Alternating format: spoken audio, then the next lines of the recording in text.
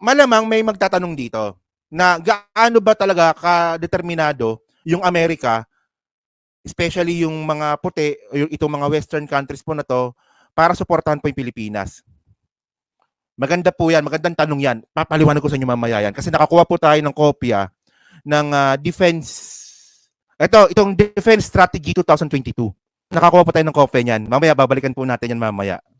Doon po masasagot yung tanong kung gaano ba talaga kadesidido yung Amerika para suportahan po yung Pilipinas. Hindi lang naman Pilipinas eh.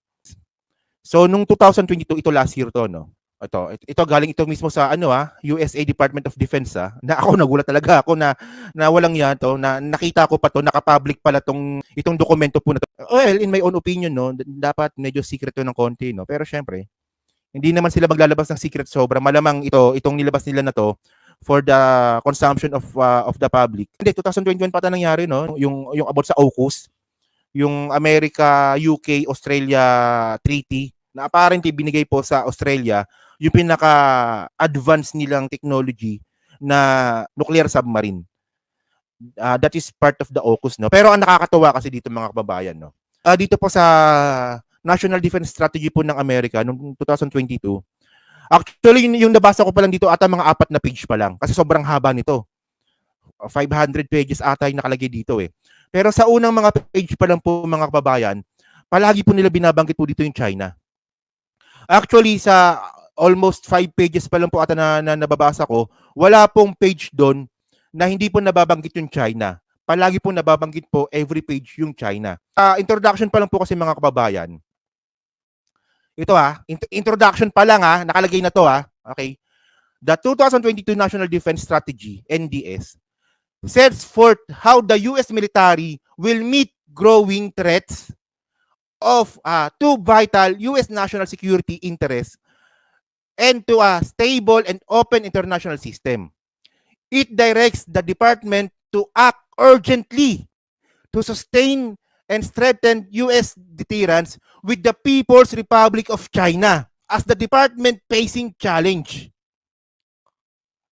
So ang punto ko dito mga kababayan, nare-recognize na po ng Amerika na threat yung China.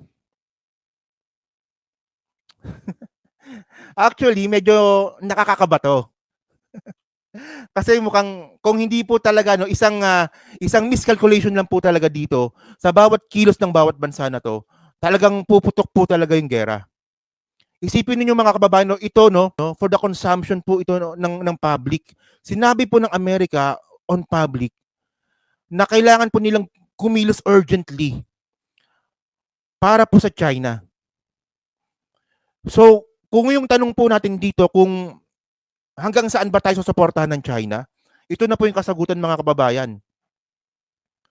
Kasama po at saka priority po talaga ng Amerika na napigilan po yung China. At malaki po doon yung magiging partisipasyon po ng Pilipinas. Well, kunwari kung ikaw ay anti-America, sasabihin mo bullshit to. Kasi ito yung narrative kasi ng mga anti-America eh. Na ang gusto lang naman talaga ng Amerika ay gera. Well, hindi naman po kasi makikipag-gera yung Amerika kung hindi naman po talaga kailangan. Well, may mga decision silang palpak tulad nung ginawa nila sa Iraq, pero ito po kasi mga kababayan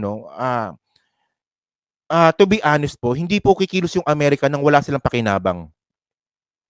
So malaki po talaga magiging papel po ng Pilipinas dito sa gusto po ng Amerika. Hindi lang 'yan, meron pa dito. Okay. So sabi dito, basahin ko lang kasi medyo interesting kasi ito eh. Okay. The 2022 NDS Advanced Strategy focused on the People's Republic of China. So tandaan nyo the 2022 NDS Advanced Strategy focused on the People's Republic of China on collaboration with our growing network of allies and partners on common objectives. It seeks to prevent the PRC dominance of key regions while protecting the US. So kita nyo mga kababayan, give and take to, di ba? It seeks to prevent the PRC dominance of key regions. So tayo yun. Di ba? Pinoprotektahan po tayo para po maging dominante po yung China sa West Philippine Sea, habang pinoprotektahan din po ng Amerika yung sarili nila. 'Di ba? Sabi ko sa inyo eh. Nasa sa inyo na 'yan kung ito po ay maganda o hindi. Nasa inyo na 'yan. Oh, while protecting the US homeland and reinforcing a stable and open international system. Consistent with the 2022 National Strategy, NSS, a key objective of the NDS is to dissuade the PRC from considering aggression as the viable means of advancing goals that threaten the vital US national interest.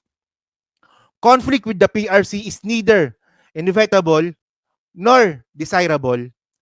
The department priorities support broader whole of government efforts to develop terms of interaction with the PRC, People's Republic of China, that are favorable to our interests and values, while managing strategic competition and enabling the pursuit of cooperation of common challenges.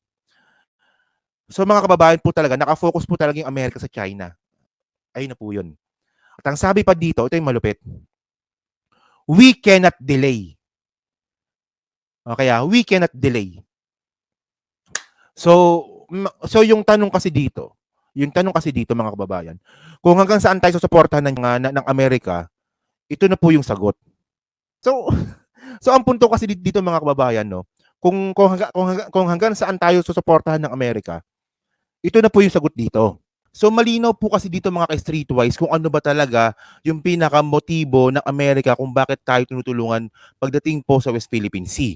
So base nga po dito sa National Defense Strategy po noong 2022 na last year lang, threat po sa Amerika yung ginagawa po ng China dahil ang pinakaplano po talaga ng China ay ma-dethrone ang Amerika para po sa superpower. So kinukonsider na nga po ng Amerika na threat po talaga ang China sa kanila. And then tayo naman po mga Pilipino, tsaka syempre po yung bansang Pilipinas po, ay may conflict din naman tayo sa China dahil dinadarag, tinatakot at binubuli tayo ng China pagdating nga po dyan sa West Philippine Sea kasi atin naman po talaga yan, sa atin yan. Pero ninanakawan po tayo ng teritoryo.